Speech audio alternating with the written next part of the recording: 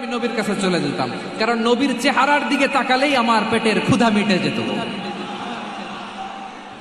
সাইয়েদানা আসমা রাদিয়াল্লাহু তাআলা আনহা বিশ্ব নবীর কাছে চলে গেলেন, যে বললেন, ইয়া রাসূলুল্লাহ ইয়া হাবিবাল্লাহ ইন্না উম্মি কাদিমাতুন ইলাইয়া ওয়া হিয়া রাগিবা। আমার মা মক্কা থেকে অনেক দূর মরুর পথ পাড়ি দিয়ে উপহার সামগ্রী নিয়ে মদিনায় আমার সাথে দেখা করতে এসেছে গো নবী। আমার জানতে বড্ড ইচ্ছে হয় আমি আমার মুশরিকা মায়ের সাথে একটু দেখা করতে পারবো কিনা। আফা আসিলুহা, আগে যেমনি আমি আমার মায়ের সাথে ভালো আচরণ করতাম, যেমনি আমি আমার মায়ের সাথে সদাচরণ করতাম গো নবী, এখন আমি মুসলিমা, মা মুশরিকা, এখনো কি আগের মতো সদাচরণ করতে পারবো নাকি? বিশ্বনবী বললেন, নাম সিলিহা, হ্যাঁ রে আসমা, অবশ্যই অবশ্যই, আগে ঠিক যেমন তুমি তোমার মায়ের সাথে ভালো আচরণ করতে, এখনো তেমনি আগের মতো ভালো আচরণ করবা।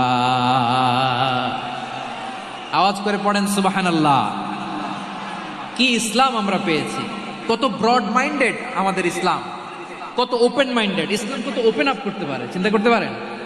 বিষ্ণু বললেন, হ্যাঁ অবশ্যই, নাম সুলিহা, আগে যেমনি ভালো আচরণ করছো আসমা, এখন ওই রকমই করো, পারলে আরো বাড়াই করো। সুবহানাল্লাহ বলেন।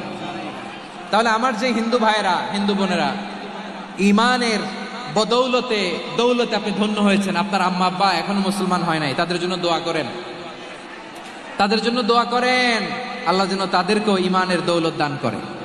আমরা সবাই পড়ি আমিন, আরো জোরে পড়েন আমিন। এখন বলেন, ইসলাম কি ন্যারো মাইন্ডেড রিলিজিয়ান না ব্রড মাইন্ডেড? লালমনিরহাটের যুবক ভাইরা আওয়াজ করো, ইসলাম কি ন্যারো মাইন্ডেড না ব্রড মাইন্ডেড? কতটা ব্রড মাইন্ডেড দেখেন। বিশ্বনবী সাল্লাল্লাহু আলাইহি সাল্লাম অমুসলিমরা যদি নবীকে উপহার দিত, ওই উপহারও বিশ্বনবী গ্রহণ করতেন। সুবহানাল্লাহ পড়েন। আপনার অমুসলিম বন্ধু যদি উপহার দেয়, সেটাও আপনি নিতে পারবেন, যেটা নেওয়া জায়েজ। কিন্তু আপনার বন্ধু যদি আপনার মদের বোতল দেয়, নিতে পারবেন? হ্যাঁ, মদের বোতল দিলে পারবেন না। আপনার বন্ধু যদি আপনার পর্ক দেয়, পর্ক, শূকরের গোশত মিশ্রিত কোনো খাবার, ওটা নিতে পারবেন না। হালাল যে কোনো জিনিস নিতে পারবেন। বিশ্বনবী সাল্লাল্লাহু আলাইহি ওয়াসাল্লাম অমুসলিমদের দেয়া হাদিয়া গ্রহণ করতেন। কেমন নবী ছিলেন! আমার নবীরে চিনে নেন, আমার নবীর অ্যাটিটিউড জেনে নেন। বিশ্বনবী সাল্লাল্লাহু আলাইহি ওয়াসাল্লাম যখন কোনো জনপদে যেতেন, 3টা অপশন নিয়ে যেতেন। প্রিয় ভাইয়ের আওয়াজ করে বলতে হবে, কোন জনপদে গেলে আমার নবীর অপশন থাকতো কয়টা? আমার মতো 3 আঙ্গুল উঁচু করে দেখান আর বলুন, আমার নবী কোন জনপদে গেলে কয়টা অপশন নিয়ে যেতেন? 1 নাম্বার অপশন, আসলিম তাসলাম। নতুন এলাকায় গেলে বলতেন, আসলিম তাসলাম, ইসলাম ধর্ম গ্রহণ করো, শান্তিতে থাকবা, আমার ভাই হয়ে যাবে, আমরা ভাই ভাই, ইসলাম মানো, আমরা ভাই ভাই। অপশন নাম্বার কত? 1। যদি বলে না ইসলাম মানবো না, ওকে, অপশন নাম্বার 2, মুসলিম হওয়ার দরকার নাই, লা ইকরাহা ফিদ্দিন, ইসলামে কোনো বাড়াবাড়ি নাই, খ্রিস্টান আছো থাকো, বৌদ্ধ আছো থাকো, ইহুদি থাকতে চাও থাকো, কিন্তু আমরা যেহেতু রিজিওনাল সুপার পাওয়ার, আমাদের আন্ডারে থাকো, ট্যাক্স দিয়া থাকো, এটার বলে জিজিয়া। আলেম যারা আছেন বুঝবেন, এটার আরবিতে কি বলে? জিজিয়া। You pay us the tax, we will give you the security. তোমরা ট্যাক্স দিবা, আমরা সিকিউরিটি দিব, আমাদের আওতায় থাকবা, কেউ তোমাদেরকে আক্রমণ করতে পারবে না, আমরা নিরাপত্তা দিব। সুবহানাল্লাহ বলেন। এটা অপশন নাম্বার কত? আচ্ছা, বুঝে থাকলে বলেন, 1 নাম্বার অপশন কি ছিল? ইসলাম। ইসলাম মানো, শান্তিতে থাকবা, ভাই ভাই, আমরা ভাই ভাই। অপশন নাম্বার 2, ট্যাক্স দাও, আমরা নিরাপত্তা দিব, মুসলিম হওয়া লাগবে না। এখন 1 নাম্বারও মানে না, 2 নাম্বারও মানে না, মুসলিম হবো না, ভালো, খ্রিস্টান থাকো, ট্যাক্স দাও, আমরা সিকিউরিটি দিব না, এটাও মানি না। বিষ্ণু বলেন, তাহলে তলোয়ার আমাদের আর তোমাদের মাঝে ফয়সালা করবে। মুসলিমও হবো না, ট্যাক্স দিবা, নিরাপত্তা দিব, আমরা সুপার পাওয়ার, আমাদের আন্ডারে থাকবে, এইটাও না। তাহলে তোমাদেরকে তো আমরা বিশ্বাস করতে পারি না, কখন না কখন বিশ্বাসঘাতকতা করো, কার সাথে মিলে হাত মিলাও, তলোয়ার আমাদের মাঝে ফয়সালা করবে। তখন তিনি জেহাদের সশস্ত্র সংগ্রামের ঘোষণা দিতেন। সুবহানাল্লাহ পড়েন। দেখেন, পশ্চিমারা জেহাদকে এইভাবে চিত্রায়িত করে না। ওরা জেহাদ বলতে বুঝায় তলোয়ার, হাত কাটো, গলা কাটো, না। জেহাদ সশস্ত্র সংগ্রাম 3 নম্বরে। অধিকাংশ ক্ষেত্রেই বিশ্বনবীর সুন্দর আচরণ দেখে, আরে আমার নবীর যে নুরানি চেহারা, অনেকে তো কেবল সিরেফ চেহারাটা দেখেই কালিমা পড়ে মুসলমান হয়ে গিয়েছে। যারা মুসলিম হয় নাই তারা তাদের ইসলামেই বলবৎ ছিল, ট্যাক্স দিয়ে ইসলামের আন্ডারে ছিল। যারা এটাও মানে নাই ওইটাও মানে নাই তাদের বিরুদ্ধে জেহাদ। বিষ্ণু ইসলাম 7ম হিজরিতে যখন খায়বার বিজয়ের পরে ইসলাম রিজিওনাল সুপার পাওয়ার হিসেবে আত্মপ্রকাশ করলো, বিশ্বনবী চিঠি লিখলেন অন্যান্য সুপার পাওয়ারের কাছে, রাষ্ট্রীয় চিঠি লেখে এক রাষ্ট্রপ্রধান আরেক রাষ্ট্রপ্রধানের কাছে, ঠিক কিনা বলেন? জানেন না আপনারা? এই যে 24-এর ছাত্র নাগরিক অভ্যুত্থানে, এই অভ্যুত্থান যখন শুরু হয় আমি তখন সাউথ আফ্রিকাতে, একটা স্ট্যাটাস দিয়েছিলাম, কোটা নয় গোটা দেশ সংস্কার করা লাগবে। শুধু বাংলাদেশ নয়, সারা বিশ্বের বাংলা ভাষাভাষী লোকেরা এই আন্দোলনের সাথে সমর্থন তারা করেছে, এটাকে সাপোর্ট করেছে, তারা সমর্থন দিয়েছে। আমাদের ইউনাইটেড আরব আমিরাতের বাংলাদেশি ভাইয়েরা তারা সেখানে রাস্তায় নেমে এসেছিল, জানেন? ওইখানে ডেমনস্ট্রেশন করা যায় না, সেখানকার সরকার তাদেরকে যাবজ্জীবন দিয়েছিল। তখন আমাদের এই যে প্রধান উপদেষ্টা ডক্টর মোহাম্মদ ইউনূস সরাসরি G2G বলে, এটারে G2G, government to government, G2G, উনি চিঠি লিখলেন যে তাদেরকে, ইউর হাইনেস, হে সম্মানিত আমির, আপনি আমার এই চিঠির কারণে আমার সম্মানে এই 53 জন বাংলাদেশিকে মাফ করে দেন। এই চিঠির বদৌলতে বেকসুর খালাস পেয়ে গিয়েছিল আমাদের ভাইরা, জানেন না এই ঘটনা আপনারা? তাহলে গভর্নমেন্ট টু গভর্নমেন্ট চিঠি দেওয়া হয়। 7ম হিজরিতে বিষ্ণু ইসলাম সব সুপার পাওয়ারের কাছে চিঠি দিলেন, রোমান সম্রাটের কাছে, পারস্য অধিপতির কাছে, মিশরের অধিপতির কাছে, সবার কাছে চিঠি লিখলেন। চিঠির ভাষা ছিল এরকম, মিন মুহাম্মাদিন রাসূলিল্লাহ ইলা মুকাওকিস আযীমিল কিবত, মুহাম্মদ রাসূলুল্লাহর পক্ষ থেকে মিশরের বাদশার কাছে, আসলিম তাসলাম, ইসলাম মানো শান্তিতে থাকবা, সালামুন আলা মান ইত্তাবাআল হুদা, শান্তি তার জন্য যে হেদায়েতের অনুসরণ করে। সুবহানাল্লাহ পড়েন। তো এই চিঠি অনেকে ভালোভাবে রিসিভ করেছে, অনেকে এই চিঠি পাওয়ার পরে নবীর কাছে আবার ইন রিটার্ন উপহার পাঠিয়েছে। কি পাঠিয়েছে? উপহার। মিশরের বাদশা মুকাওকিস তিনি বিশ্বনবীকে বিশাল এক উপহারের ডালি পাঠিয়েছেন। মিশরের বাদশা মুকাওকিস ছিলেন ধর্মে খ্রিস্টান। লালমনিরহাটের ভাইয়েরা আওয়াজ করে বলেন, মিশরের বাদশা ধর্মে কি ছিল? খ্রিস্টান। কি উপহার দিয়েছিল আমার নবীকে? শুনতে মনে চায়? আওয়াজ নাই লালমনিরহাটের গলায়, শুনতে মনে যায়? 1000 স্বর্ণ মুদ্রা, 1000 স্বর্ণ মুদ্রা। 2টা খ্রিস্টান দাসী, একজনের নাম মারিয়া বিনতে শামউন আল কিবতিয়া, আরেকজনের নাম সিরিন বিনতে শামউন আল কিবতিয়া। একজন খ্রিস্টান দাস 20 থান কাপড় জামা বানানোর জন্য, আমরা নবী যেন সেলাই করে জামা বানাতে পারে এজন্য 20 থান কাপড়, 20 থান ফাইন গার্মেন্ট, সুবহানাল্লাহ পড়বেন না? এরপরে একটা গাধা যেটার নাম ছিল উফাইর, আর একটা খচ্চর, এটার নাম ছিল দুলদুল। খচ্চর চিনেন? গাধা আর ঘোড়ার ক্রসিং এ যে প্রাণীটা দুনিয়াতে আসে ওটার খচ্চর বলে। তো এই যে সুপার পাওয়ার খ্রিস্টান বাদশার কাছে নবী চিঠি লিখলেন, ওই খ্রিস্টান বাদশা আমার নবীকে উপহার দিল। বিশ্বনবী এই উপহারগুলো সানন্দে গ্রহণ করেছে। সুবহানাল্লাহ পড়বেন না? তাহলে অমুসলিম কেউ যদি আপনাকে উপহার দেয়, হালাল উপহার হলে আপনি গ্রহণ করতে পারবেন।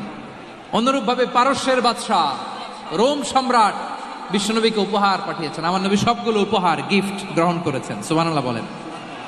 তাহলে প্রিয় লালমনিরহাট আওয়াজ করে বলুন, ইসলাম কি ন্যারো মাইন্ডেড রিলিজিয়ন না ব্রড মাইন্ডেড? আম্মাজান আয়েশার কাছে মাসালা জানতে চায় মেয়েরা, হে আম্মাজান, অগ্নি উপাসকেরা তাদের ঈদের দিন নওরোজের সময় আমাদেরকে পাখি দেয়, নেওয়া যাবে? উনি বললেন, ওরা জবাই করে দিলে নেওয়া যাবে না, কিন্তু ওরা যদি ফলমূল এরকম খাবার দেয় এগুলো নেওয়া যাবে। তার মানে অমুসলিমদের দেয়া উপহার এটা গ্রহণ করা যায়। সুবহানাল্লাহ বলেন। শুধু তাই নয়, বিষ্ণু ঈসা ইসলাম অমুসলিমদের সাথে আর্থিক লেনদেনও করেছেন, ফিনান্সিয়াল ডিলিং করেছেন। অমুসলিমদের সাথে প্রয়োজনে আপনি ফিনান্সিয়াল ডিলিং করতে পারবেন। আমরা প্রায় দেখি বাজারের মিষ্টির দোকানগুলো আমার হিন্দু ভাইদের। লালমনিরহাটে মিষ্টির দোকান, দইয়ের দোকান কারা চালায়? হিন্দুরা চালায় না। তারপরে যে বারবার সব চুল কাটে যে নাপিত, অধিকাংশ নাপিতের দোকানে কারা?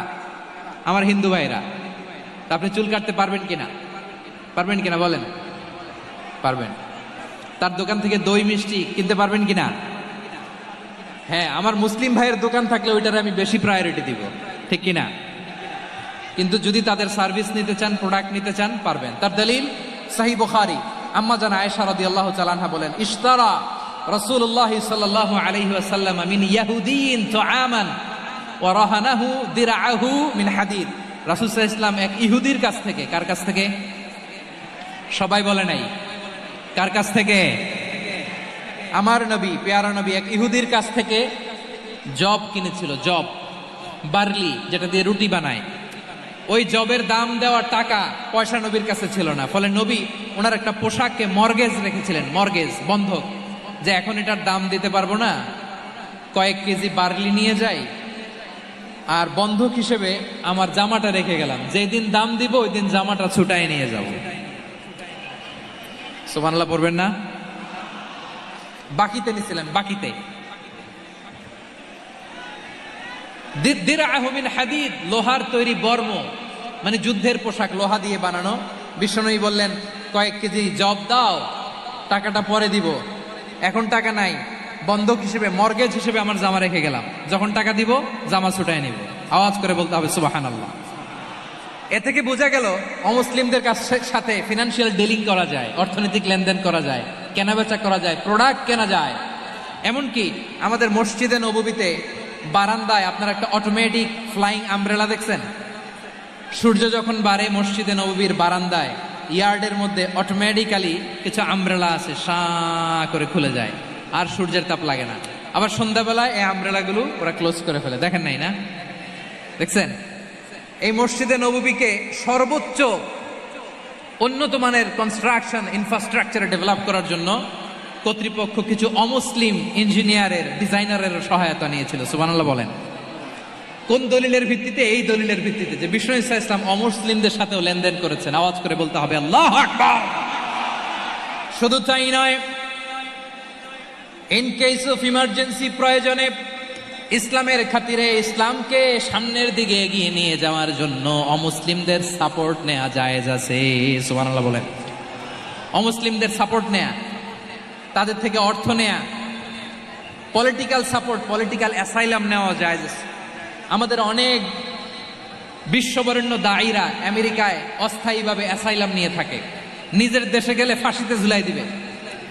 যুগ যুগ ধরে দায়ীদের উপর এরকম অত্যাচার আর নির্যাতন আছে না নাই? মিশরের অনেক দায়ীরা পাশ্চাত্যে যেয়ে থাকে, এই যে তারা পলিটিক্যাল অ্যাসাইলাম নিয়ে থাকে, রাজনৈতিক আশ্রয়, এটা জায়েজ আছে না? এটা যে জায়েজ আছে তার প্রমাণ স্বয়ং বিশ্বনবী সাল্লাল্লাহু আলাইহি ওয়াসাল্লাম পলিটিক্যাল সাপোর্ট নিয়েছিলেন অমুসলিমদের কাছ থেকে। সুবহানাল্লাহ বলেন। খুব মজাদার একটা ঘটনা শুনবেন, আপনাদের আগ্রহ দেখে তো মনে হয় না শোনার ইচ্ছা আছে। আছে আছে, গলায় জোর আছে। লিল্লাহি তাকবীর, লিল্লাহি তাকবীর, নারায়ে তাকবীর। মাশাআল্লাহ।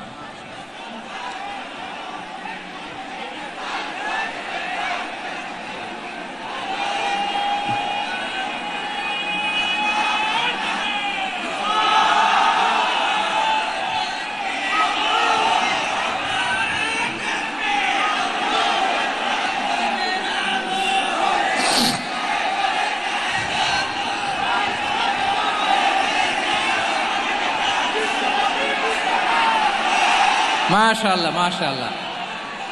থামুন, থামুন আমার ভাইরা। বিশ্বনবীর বয়স তখন প্রায় 51 বছর। কত বছর?